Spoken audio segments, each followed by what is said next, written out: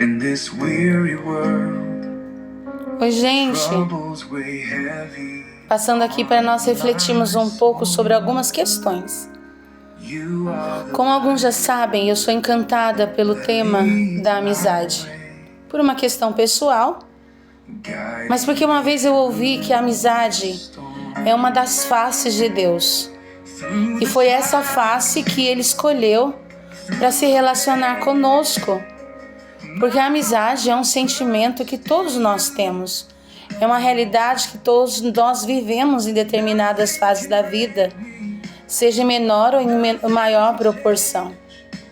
Mas uma das coisas que a mim vem ultimamente alcançando é essa necessidade de que os nossos amigos, pelaquilo que vivemos, não só pelaquilo que falamos, eles precisam sentir o amor de Deus que um dia nos alcançou. Essa questão do significado e do valor é algo que precisamos entender. Porque quando você encontra significado em alguém ou em alguma situação, esse é um mover interno. A gente não precisa de grandes esforços para vivenciá-lo. Se você ama alguém que tem significado na sua vida, os pequenos gestos se tornam necessários. Não porque nós somos obrigados a fazer alguma coisa, mas porque o amor, ele nos obriga de uma certa forma, no sentido da gratidão. Nos coloca nesse cerne de buscar, através do milagre da amizade, essa contemplação da ação de Deus na nossa vida. Hoje nós vivemos uma sociedade descrente dos valores, descrente do amor, descrente de tantas coisas que acontecem por N fatores, sejam por dores, por traumas, ou simplesmente pela maldade que está no mundo e que só não vê quem não quer. Eu sempre digo que o mundo, ele está cheio de muita coisa ruim, mas nós, cristãos, que temos Deus no coração, precisamos ser a diferença que esse mundo precisa. Desafios inúmeros, dores, nosso coração às vezes não aguenta, frustrações, milhares, amizades que nos ferem, outras que nos elevam, mas está aí na nossa frente. O Senhor sempre coloca na nossa frente a bênção e a maldição. A vida nos coloca. E o Senhor nos diz: escolhe, pois, a vida, escolhe, pois, a bênção que eu trago para ti. Quando nós olhamos num panorama geral dessa sociedade que nós vivemos, infelizmente muitos valem por aquilo que produz.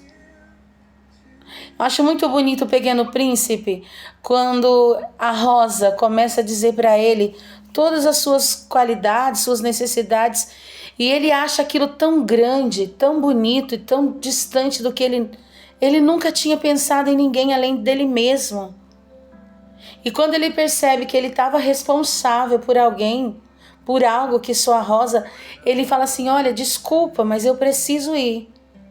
E ele sai pelo mundo para aprender a ser melhor para a sua Rosa. E a Rosa diz para ele: olha, eu sou o valor único no mundo, sou exemplar único, você não vai encontrar ninguém. E quando ele vem para a terra, ele encontra um canteiro com 5.000 rosas iguais a dele.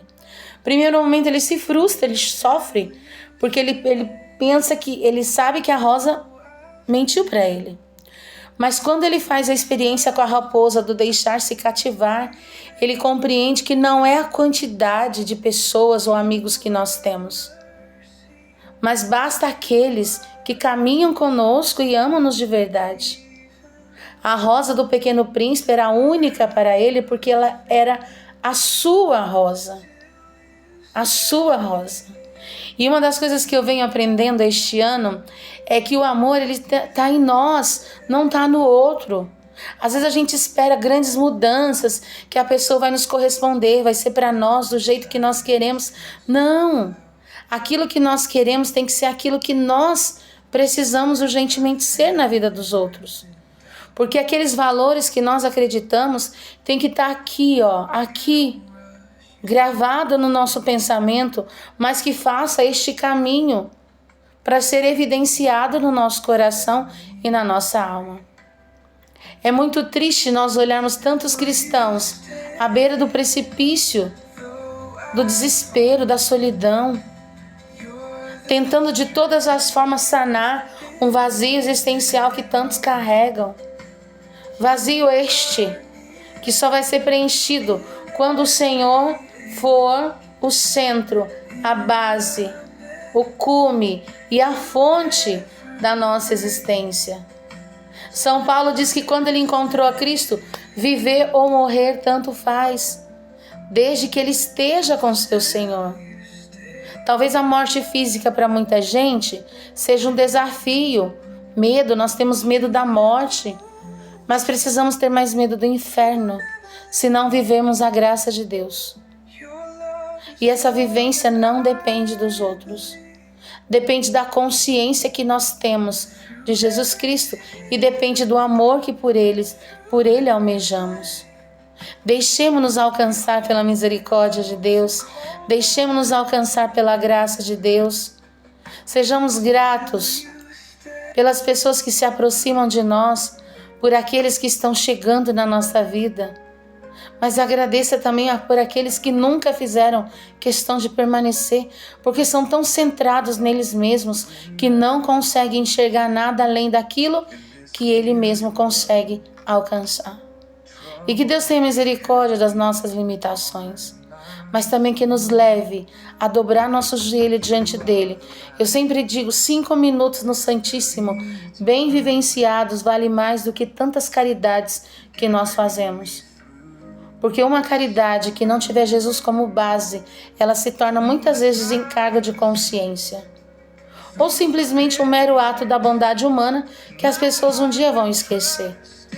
Mas quando isso está centrado em Deus, além da bondade ser feita, transforma a vida daquele que o recebe. Deixemos-nos invadir pela graça do Senhor e acreditamos. O Senhor sempre está do nosso lado, Ele nunca nos abandona, nunca. Basta termos o nosso olhar, meu olho abre de vez em quando, para enxergarmos a graça de Deus presente no nosso meio. E às vezes a graça de Deus se revela através do ordinário, daquilo que é concreto. Muita gente buscando o extraordinário, mas não é capaz de louvar a Deus pelo ordinário, por aquilo que vê, por aquilo que tem.